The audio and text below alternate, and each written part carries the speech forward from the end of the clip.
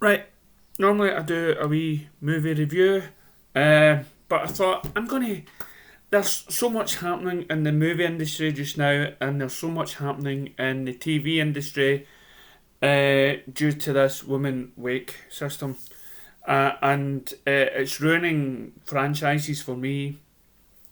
It's ruining movies, the potential of good movies through this system. Now, again, I'm not against women lead roles. I'm all for it. I loved Alita, the Warrior Angel, and stuff like that, and Electra, and Alien, and Hunger Games and stuff. I'm all for that. But when you take a character, right, and you change that character in order to be the so-called updated version of themselves, uh, in order to please these small fractions of community. I mean, when I say small fractions, I mean there's only a small group of people out there that want to see this change, and somehow the movie industry and the TV industry seems to be pandering to them.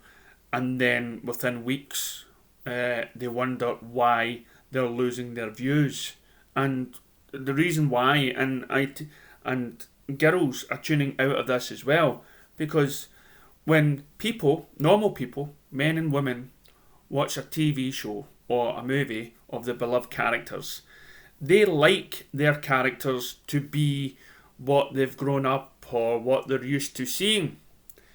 We're seeing their flaws, seeing their stupidity, seeing their sexist attitudes. That is what makes that character. That's what you learn about that. But you take away some of those traits from those characters, then that isn't the same character that you've grown to know. Or you may change the sex of the character. Now, there was news. I've stayed well away from spoilers, even down to The Last of Us, which I've been told is another casualty of this woke system. Right? We have here James Bond. I have been a fan of James Bond since I was little, since my dad first introduced me to Sean Connery. To his lovely quips and qualms, and his attitude, his bravery, his one-liners. I must be dreaming.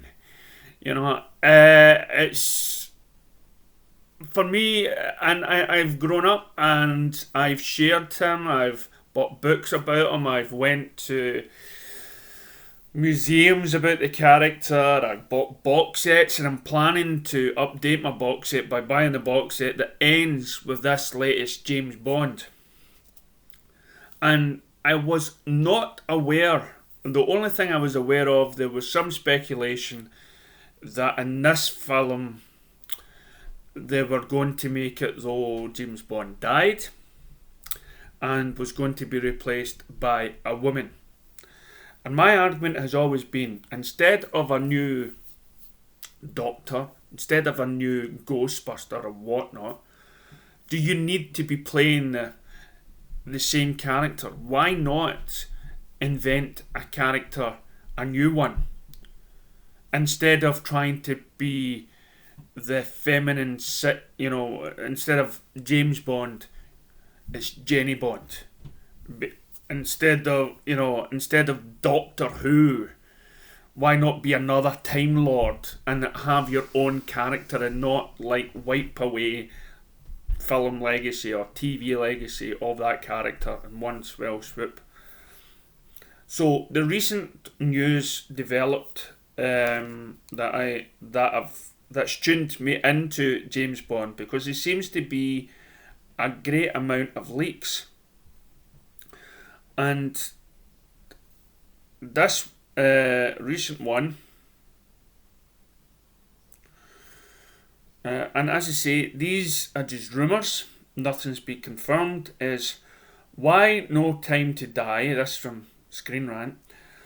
will ruin our revolution. Will ruin our revolution. James Bond.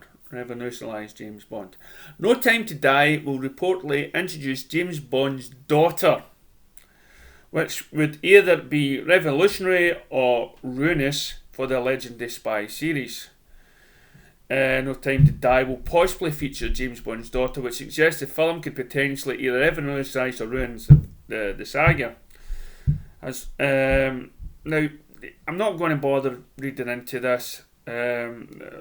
Lisa Lynch will be reportedly playing the new 007.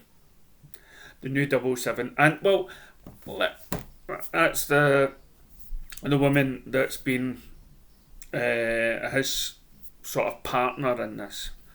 And it seems to be, and this is where I like to think what's happening, okay? Now, first of all, you've got James Bond and he's having a daughter, right? Because he's had, let's face it, he's had lots of women in his life. So, no doubt, down the line, he's probably had a few women carrying his child, basically. You know, for Queen and Country and stuff like that. King and Country. But in this case, the rumour is that it's forward in time and that he has a daughter. He has a daughter, and he's like always womany male chauvinist ways are out the window. Or either that, or the daughter keeps telling him off. This new woman partner keeps telling him off. And we've already seen in the trailers that the woman is basically telling him off or putting him down while he's trying to go on with the mission. But in this mission now, here's the thing. This is why I thought I would end the box set with this film. It's because this is meant to be the end of Craig Daniels' story. And I thought, well, that's it. Waiting for the next Bond. Then people are already speculating on the next Bond. And I believe somebody's came forward and said, oh no, Bond will always be a man. Now, here's the positive side of this. Right? Now, I get what they mean. It could ruin the James Bond franchise if you make James Bond into, an unwomanizer, sexist pig. If you remove that from his character, then it's not Bond. That's something like that makes him different from Jason Bourne and all the rest. He's meant to be cocky, he's meant to be snide, he's meant to be this and that. So we want that sort of characteristic of the character to remain in whoever plays Bond next. Now here's the thing. Here's the positive side to that, because when we look back on James Bond's history, we've got On Her Majesty's Service. It was like a one-off film. In that film, they wanted to change it up, that he gets married, and then, spoiler, the woman gets killed at the end. Therefore, it furthers his character by saying, he was married, he was loved, he did love a woman, but because of this tragedy, he doesn't go and do that again. He doesn't get himself too attached, which then added to his character. But years later, the Bond sort of character changes and we renew him, make him a wee bit more fresh. And then we get to Daniel Craig one, and it's starting all over again. Now this is the way I take it, this is the positive thing. It's like, this is James Bond in Casino Royale before he becomes James Bond. He's not cocky, he's not sure of himself, positive. And so we see him coming from somebody that's just been given the license to kill to slowly becoming the Bond that we know. And now we're at the stage where he's retired. He's going out, and because he's leaving the service, a new 007 is put in his place. And to end Bond's story, he is going to become a different man. Because he's retiring, because he's found love, because he's found happiness, and because he's found a new reason to live besides, his country. He's got a daughter now. He can live his life in peace. He doesn't have to fight for his country anymore and everything else. And when the film ends, he'll go, like probably, I don't know the last of us, but he'll go with his daughter and he'll live a happy life. And that's that Bond story complete. And then when the next Bond, hopefully a man, will still be the same character with all the characteristics and start afresh from that person's story. So we'll have another continuing story, but with just somebody new in the role. So that's the positive side of things that I would like to think is happening with that Bond film. Now we turn to the other one, Star Trek. I've always loved the first original series of Star Trek because it opened my eyes to the possibility of a great world. It grew me to the possibility that everybody was equal and stuff like that. And William Shatner kissed, a girl, which caused controversy. But it was a show that was showing mankind that that he's, that the world has a better future. So I love Star Trek for that. I loved that it told moral tales. And William Shatner's Kirk was played as a guy that could get basically nearly every episode. He was like James Bond. Every episode he had a woman, no matter what planet the female came from. This guy was thought of as some sort of love god, right? And even the Doctor and movies later on said, when they were in jail, Undiscovered Country, I believe it was, and the Doc's lying in the sleeping bag, and Kirk is in another bed with a shape-shifting creature, and the Doc says, "What is it with you? How come you get all these women?" But now, sadly, because of the world that we're living in, they're going to be another Star Trek TV show. I quite like Discovery, right? And stuff like that. I've started to really get into the new Star Trek Discovery and stuff like that. Despite its flaws, despite its trying to be the woman thing. But the minute Chris Pike came in, Chris Pike, the new captain before Kirk, and then I thought, yes, it's going places. I don't know if they've carried on or it's been cancelled, I'm not sure. But what I've heard now is that Kirk, they've now changed his character into that he swings both ways. He likes the men and the women.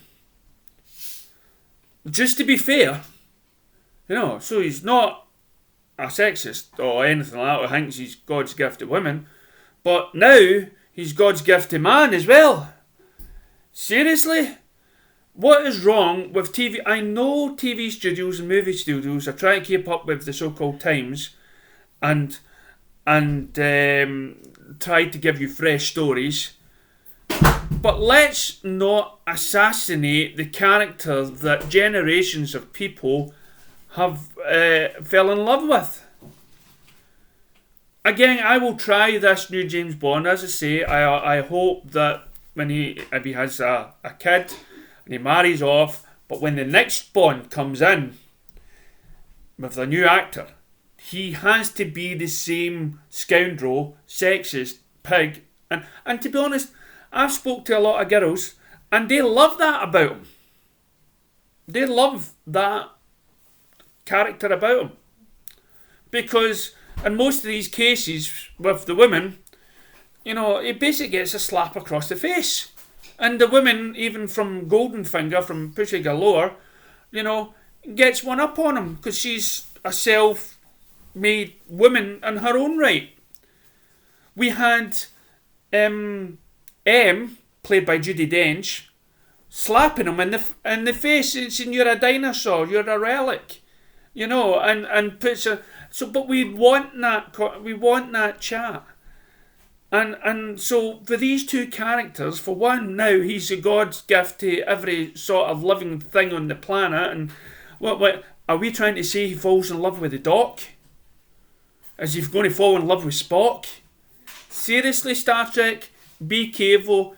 And Broccoli and whoever else is behind James Bond, do not tatter the legacy that Gene Roddenberry created. Do not tatter the legacy that Ian Fleming and those that started the James Bond movies created. You stick to what the fans love, and the fans will love you and will keep on supporting you. Do not tarnish, and then you're going to lose. You'll never ever make a show that is going to please people. It'll just fall in the same bracket as those that's gone before, like Ghostbusters, female movie. Exactly. So, thank you. Hopefully I'll be making more videos and reviews of movies and ideas and thoughts and stuff like that more. Leave your comments below. Thank you.